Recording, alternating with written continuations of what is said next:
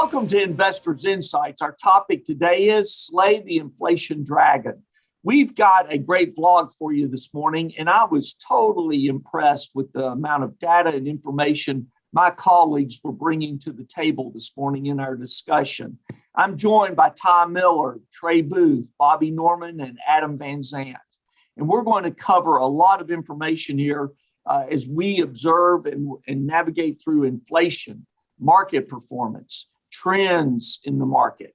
Also from the standpoint of looking at different indexes and making sure that we have numbers on that so you can watch this market.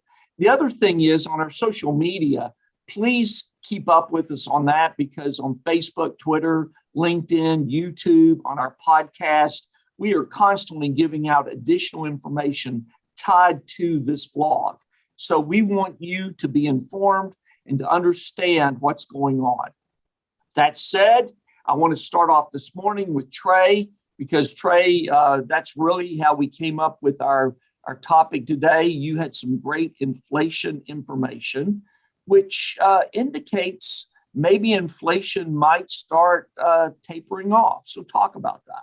Yeah, thanks, Greg. Yeah, we had July 13th circled on our calendars for a long time because that was the day that CPI was released, and inflation is the top point for markets and also just the individual consumer and our clients. Everyone's watching inflation. So the data came out and it surprised to the upside. The markets were expecting 8.8% year over year, and it came out at 9.1%. So it was very disappointing off the top on the top line numbers. But then the market started to rally to close the week. And so looking under the hood, why would the market rally off of higher than expected inflation data? So we wanted to see, were there other positive data points? And there were some really, really good points. If you look at core goods inflation actually fell for the fourth straight month. That's something we've been talking about a long time. We needed to see goods inflation come down. Services inflation is not nearly as harmful to the economy. And then in addition to that, the price of imports fell for the second straight month. And why is that important? Well, that shows that the US dollar is very strong, and we're actually importing inflation or lower prices, but we're importing deflation, lower prices, and we're exporting inflation, higher prices. If you look at all of our exports went up by 0.7% month over month, and import prices excluding fuel went down by 0.5. That's in terms of global economics, that's a huge number. And so something that could be very positive if we see those month over month start to build. And we may be seeing the beginning of the peak inflation. Now, it's not showing up quite in the headline data, but under the hood, there's some very positive information. And that's something we've been watching very closely in terms of how that impacts the markets. Well, and key phrase there, just say it one more time for our viewers there about what we are exporting and what we're importing. I like the way you said that, Trey. Yeah, absolutely. Because of the strong dollar, and this is the benefit of having the reserve currency, is that when times get tough, people run to our dollar. And so because of the value of our currency strengthening, the stuff we are buying is cheaper. So we are importing lower prices. And the stuff we are selling to the rest of the world, largely agriculture, we are exporting higher prices. So we're sending stuff away at a high price. We're bringing stuff in at lower prices. So we're somewhat importing deflation, exporting inflation. That trend just started over the last 2 months, but it's a very important trend to watch. Well, and it's also one reason why we really focused on the U.S. markets versus international markets at this time, correct? That's right. Yeah, most of our clients, and I think most people in this country, they buy and sell things in dollars. And so it's something we watch. We're more inclined to focus on the U.S. really. And in terms of global, it's kind of a wash, but in the U.S., it's very positive. Yeah, very, very positive. So I just wanted to emphasize that. And then Bobby, you brought up the fact about similarities when we've had inflation in this country. And I think you've got some incredible charts that really complement what Trey has talked about. So share with us about the S&P 500. Yeah, so back in April, we compared to what's going on now with war, inflation, higher oil prices, and also in the midterm election year to historical periods of the economy and the markets. And we were able to find that similar headwinds for the market occurred in 1970 and in 1982. So we want to take a look back and share updated charts of both years. And you can see by the chart from 1970, the S&P 500 is trading very closely to 1970. No guarantees in future market performance, but we like how the market came back and performed in the second half of the year in 1970 in a very, very comparable economic setup. And you can also see in this chart going back to 1982, which was the last time the U.S. was dealing with inflation, Russia, and the midterm election in the same year. And the second half rally going into the election was helped by inflation coming down meaningfully in mid-1982. And as Trey pointed out in last Thursday's vlog, we're seeing a similar setup with commodity prices coming down off the highs. Again, no guarantees that the markets will perform exactly like 1970 or 1982, but we like the historical relevance and hopes that the second half of the year will be a lot better than the first. The news media is not reporting these kind of indicators.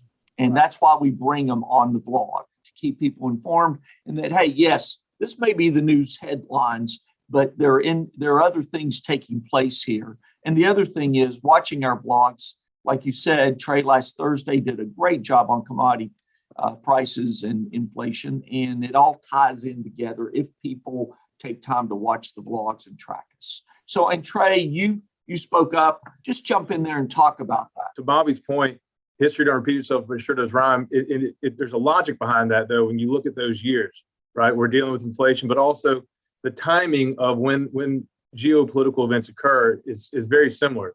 Since we became a republic, we have a midterm election year every 2 years, early November. The Federal Reserve always meets in late July and then late September. So there are these key time points that can cause why the market rhymes, right? Because these events, they may be different each time, but the timing of them is very similar year over year. And so it makes sense if you look at, why do things rhyme? There's some logic behind that. It's not just that we're randomly picking years. A lot of data goes into that, but there's also logic behind it. Yeah, 1970 and 1982 are great years to pick in regards to inflation and market performance.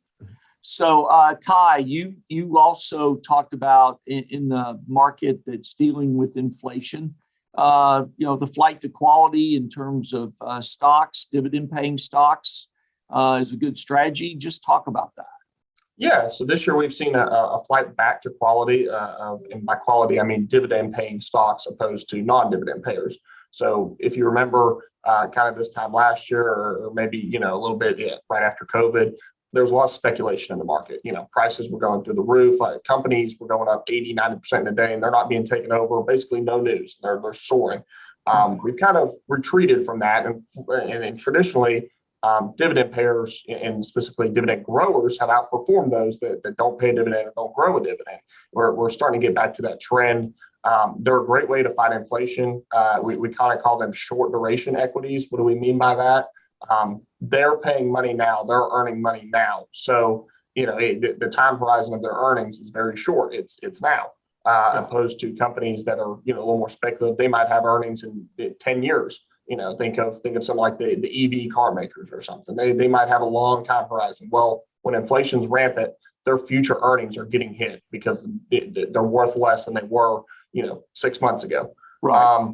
And with earnings season upon us, we just started last week with some of the banks. Earnings season upon us now. It's a great time to look at those dividend payers and see who's growing their dividend. Dividend growers have outperformed. They're a little less volatile. So it's a good thing to keep an eye on and try to fight inflation that way. Well, and it's living proof that regardless of what the economic conditions are, whether it's inflation and all the volatility we're taking place, there's always opportunities out there. Again, I've used the word navigate over and over again, but I fully believe in that if you're proactively managing the portfolio in relation to the financial blueprint, this is the way you keep people on track as economic changes occur. And then Adam, you've got to give us some indicators here. What range are we looking at on this market in relation to this volatility? Yeah, so the overall markets lagged for a majority of last week and actually reversed course on Friday as we saw the S&P Friday close coming at 3,863. We also saw all 11 sectors up on Friday's trading day, giving us a new resistance level of 3,900 with a new support level of 3,820. Also, our year-to-date S&P moving day average is currently sitting at 4,251.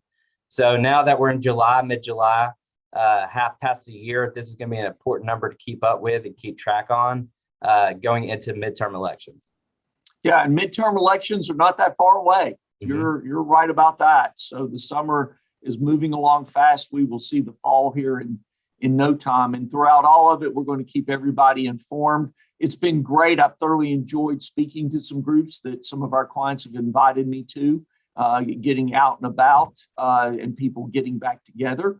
Once again, we are very positive moving forward through this year. We're going to stick with our title, Slay the Inflation Dragon. And we hope we're celebrating in third or fourth quarter of this year. We hope you have a great week. Continue to travel, enjoy your summer, and we will keep you informed. Thanks.